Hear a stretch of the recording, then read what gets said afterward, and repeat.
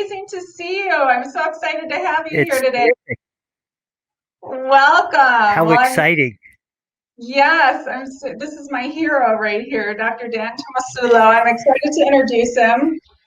He is an academic director of Columbia University's Spirituality Mind Body Institute and an assistant instructor to the founder of the Positive Psychology School with Martin Seligman at the University of Pennsylvania's Mastered in Applied Positive Psychology program, the MAP program.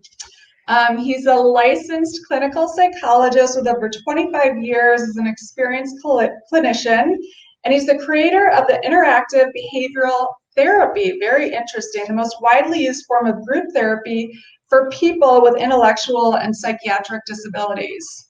I'm so excited to have him here. He's here to talk about my favorite subject, which is hope. He has a new book, best-selling book, Learned Hopefulness, which is very exciting. The power of positivity to overcome depression, increase motivation, and build unshakable resilience.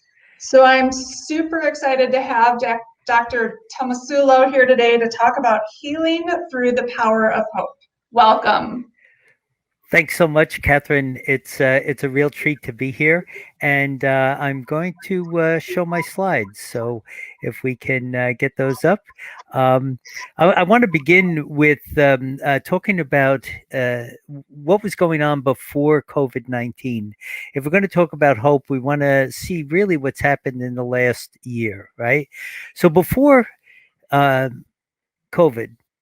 These were the statistics, right? 80% of people with depression relapse, 40% of Americans are lonely. Well, you could read the list. One of the things that we know is that things were already deteriorating. See, I think I'd like to start off with something really depressing early on so that we can move through that later on. But these numbers have all gone up. They have all gone up. Depression rates, anxiety rates, loneliness, all have gotten worse with COVID.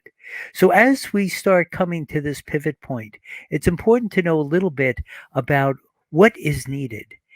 And we can talk about a variety of different things. If it's a chemical imbalance, if it's this, if it's that. But at the end of the day, I think we all intuitively understand what's going on. We're losing hope and our sense of meaning. And we're losing it at a rate that is faster than we've ever experienced in our lifetime. So, what can be done with that? What is it that we can do in order to boost hope and to give us a sense that maybe we can get some control back in our lives? So, for this, I want to turn to William James. My experience is what I agree to attend to because at the core of understanding hope is to recognize that you have a choice in how you use your perception, right? And if you take a look at this image, if you were to let your eyes glance all the way to the far right of the image, what you would notice is that it looks like a rabbit. But if you were to let your eyes glance all the way over to the left side of that image, you would notice that it looks like a duck. So now we have something really very, very interesting. We have one image, but if you look at it in different ways and focus your attention in different ways, all of a sudden we see something very different. This is at the core of understanding how to use hope as a way to transform and transition your thinking and feeling. The second way is to start thinking about challenging our perceptions, that we often make decisions and reactions based on how we perceive things, but they require a deeper look, as these images will explain. This is one of my favorite ones, right? And I'll let this one run twice because it gives us the sense that challenging our perception becomes another way to start giving a new life, a new perspective, an opportunity to grow. When we look at something from one angle, we'll see it in a particular way. But if we can open up our awareness and challenge that one way of seeing it, the incipient moment of understanding how we're going to respond changes. I'm in the Positive Psychologist Union, so I'm required to show this for 30 seconds during every presentation. No, actually, that's not true. But if I were to ask the questions that go along with this, I would have already limited your thinking to believing that there's only two possible answers when the best answer is that this glass is completely full, half with water, half with air. Ultimately, what are we doing? We're trying to set it up so that your perception is able to look at both ways. If something is happening that's not good, we can see that. But can we start to stretch our thinking to begin looking at it in another dimension? For this, we want to reach back into the humanistic psychology movement to Abraham Maslow, right? And that means that we need to start challenging our awareness of ourselves. Do we see ourselves as a victim? Do we see ourselves as a change agent? Do we see challenges or opportunities versus something that we don't have control over? And here's where the research on hope becomes more important. This might seem very simplistic that a shift in one arena, like our behaviors, would have an impact on our thoughts and our emotions, and vice versa, right? With emotions impacting our behaviors, our thoughts impacting emotions and behaviors as well. Well, now let's add something that drives all of this. It's our belief system. Our beliefs tint all of these things. So when we start to look at the science of hope, we're really trying to unearth the belief systems and how do we structure them? How do we get to them? Right? So in putting together the research on learned hopefulness, we're learning how to optimize the belief that we can influence the future. Hope is a very different kind of thing from optimism and faith. I'm going to talk about that in just a minute. But we're trying to optimize the belief that we can influence the future. When putting this work together on Learned Hopefulness, I got to survey a very wide range of material. And I was kind of stunned because if you read the research on hope in medicine, and then the research on hope in business, and the research on hope in social psychology, and the research on hope in psychotherapy, it's as if the researchers didn't really read one another's work. So it's a little bit like the parable of the three blind men who are holding on to the elephant. You know, one grabs the tail and says the whole thing looks like a rope. Another one grabs the ear and says it looks like a fan. Another one grabs the leg and says this whole thing looks like a tree. And in the beginning, I was trying to find who had the best theory. And then I realized, wait a minute. What if all the research were correct, but they just had a piece of it? What would hope look like? And what emerged were 5 myths about hope that really shattered my assumption about how hope worked, and I want to share them with you now. The first is that hope is a purely positive emotion. Well, I come to find out that it is not. Hope is the only positive emotion that requires negativity or uncertainty to be activated. Just to think about that for a second. Very different than gratitude, very different than awe. Hope requires negativity or uncertainty in order to be stimulated. In other words, if you weren't uncertain or you weren't negative about something, there would be no need for hope, right? So we need that. And right now, as we're coming through COVID, we have those raw materials aplenty. The second thing is myth two, right? Hope influences our belief system. Well, what I found out is that it's the other way around. Hope is influenced by our beliefs. I want you to just think with me for a second about the placebo effect and the nocebo effect, right? Think about it. Every drug in the world is only released for market when it can beat the placebo effect, what we believe might be happening to us. So our beliefs are incredibly powerful. The drug industry is based on being able to beat that. And by the way, the research shows that in most cases, the drugs can't do that because our beliefs are so strong. The second thing is the nocebo effect. And if you've ever taken a new medicine, we're given a new medicine for anything, and you Googled it and you looked at the side effects, and then started to notice that you're starting to have all of those side effects. That's an example of the nocebo effect. So our belief system is really powerful in how it influences our way of thinking about hope. Myth number 3, hope is the same as faith. Not so. Hope is when we feel we can positively impact our future. In other words, we have a degree of control over it. And faith is when we have surrendered to something greater, right? I was invited to speak at St. Patrick's Cathedral, if you can imagine, when the book came out. And in preparing for that, because they wanted me to talk about the difference between hope and faith. And I found this quote, so I want to share it with you because I found it a delightful way of blending the two. They are distinctly different, but when we blend them together, hope is faith holding out its hand in the dark. It's when we believe that we can reach for something and we have some control in that reach that we have hope. Myth number 4, hope is regulated by circumstance. Now, what does that mean, right? It means that the circumstance is defining hope. Well, that's not the case. Hope is regulated by calibration. Let me give you an example. If I had planned to take a vacation, and then because of COVID, those vacation plans were canceled, right? What I was expecting, right? The circumstance is dictating how much hope I have. Well, that was the myth. What really happens is calibration will determine how much hope we have.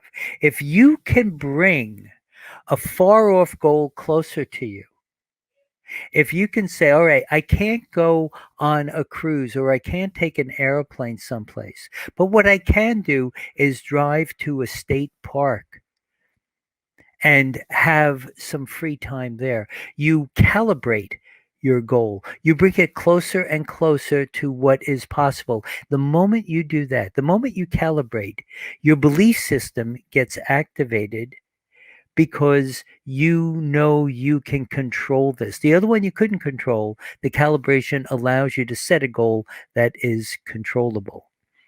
Myth number 5, you either have hope or you don't. Well, that's not true. What we found out is that hope can be activated, regulated, and facilitated by positivity. It allows us to have a bi-directional reaction, meaning if I can cultivate positive feelings inside of me, that will initiate, that will start to facilitate and activate hope. And then if I go out into the world with that positive feeling and something good happens out there, that feeds that positive emotion, which then gives me more hope. And this feedback loop, this bi-directional feedback loop of something inside of me affecting what's outside and something outside of me affecting what's inside begins. So let's take a look at that. If we're going to look at positive emotions as activators, just to understand a little bit from evolutionary psychology, right? We all have a negativity bias that restricts us in terms of our perception, right? Because if the tiger is coming, we don't wonder how good our hair looks.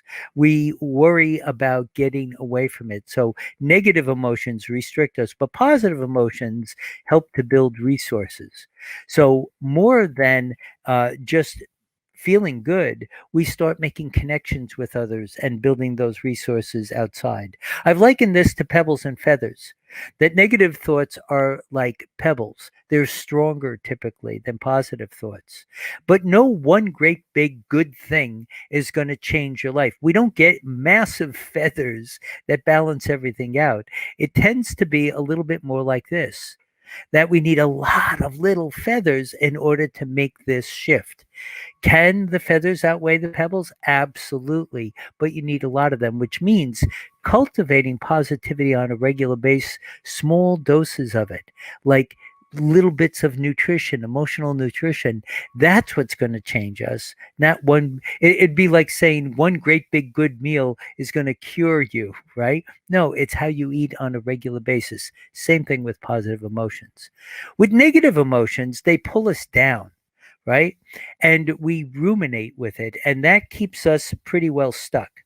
And so the idea is that one negative thought isn't going to hurt us, but it's when we allow them to continue.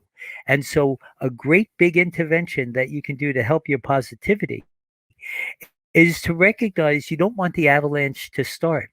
You don't want to have a negative thought grow into a ruminated negative thought, because that's what will pull us down. In positive emotions, what we're trying to do here is get ourselves to move up by shifting our perspective towards hope. And a way to do that, if you're having a downward spiral, is to just begin with a statement. There is another way to look at this. And then follow that up with the question, what can I do to make change happen? These two things are like your left and right hook in terms of dealing with a ruminating negative thought, right? There is another way to look at this, a declarative statement. And what can I do to make change happen? Finally, as we're coming to the end of this, I'd like to just share that in putting this research together and learning about the myths, I also found out that there are high hope people and low hope people, and that they move into the world with very different decisions. They're making decisions that are very, very different. One of the first things I'll know about people who have high hope is that they always move toward the conflict. They don't avoid it. They don't move away from it. They move toward it. And they move toward it by making these 7 decisions. On the right hand side, you'll see what high hope people do. On the left hand side, decisions that limit hope, or what people with low hope do, right? People with high hope look for possibilities, notice the good, cultivate positivity, use strengths, adjust goals, engage with purpose, and cherish others. This is really important stuff, because these are decisions that you are making all the time. And that's why that sentence, there is another way to look at this, is so important. If you're on the left hand side and you see things as fixed and unchangeable, that sentence activates the entire process to start questioning if indeed that decision is a good one. So, right now, I want to give you 3 things that science has shown can improve your mood and increase your happiness, particularly during COVID. Number 1 is recalibrate goals. So, if a goal you had is thwarted, is limited, is jammed in some way, then recalibration means that you're able to do this in a different way. You're going to reduce that goal. If you can't do this, that doesn't mean you have to be in despair. You reset that goal. And by the way to reset that is with something I call micro goals. What can you get done in the next 20 minutes is a very different way to feel hope, because there's accomplishment by setting a goal. Can I prepare lunch in 20 minutes? Can I answer these 3 emails? Can I return a call? In other words, keep the goals very, very close to you. That'll help. The second thing is to express gratitude, kindness, and compassion, because these are fresh. They're in the moment. They're things that you can do on a regular basis. And finally, to cherish relationships. So I'm going to end this here and just thank you very, very, very much. And that if you want a copy of these slides and a free first couple of chapters of the book, you can text hopeful to 44222. That's hopeful to 44222. Thanks very much.